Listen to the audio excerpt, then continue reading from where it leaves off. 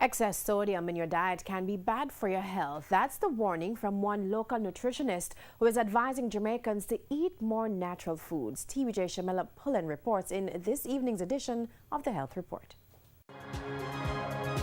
The Health Report: sodium is a nutrient that the body requires. The body uses sodium to control blood pressure and blood volume.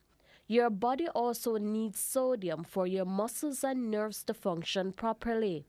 Consultant nutritionist Dr. Joy Callender says sodium is often found in packaged or canned foods.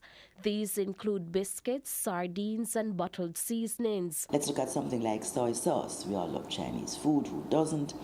But soy sauce, a tablespoon of soy sauce has 1,000 milligrams of sodium. And the recommendation for sodium is 2,300 milligrams per day. And when we're cooking, that's what we do. We're not measuring it a tablespoon of soy sauce. And then there are things like MSG, a lot of our seasonings, all of the seasonings. You can get onion salt, garlic salt, meat tenderizer. These are all sources of sodium. However, too much sodium can be bad.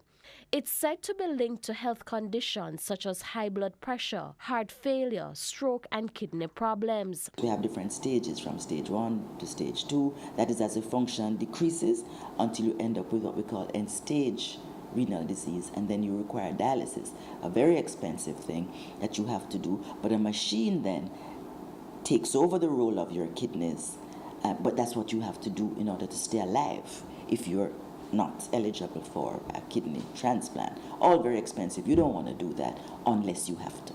Dr. Callender advises persons to use natural seasonings such as scallion, onions, and peppers when preparing meals. She also said persons buying packaged or canned food should read the nutrition labels properly to know how much sodium they're consuming. Whatever the serving size is, everything on the label refers to that portion. Okay? So when you pick up your package, one of the things you want to look at is the sodium content.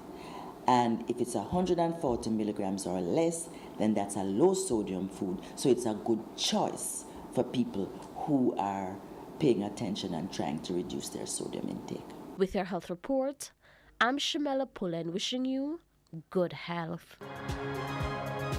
The Health Report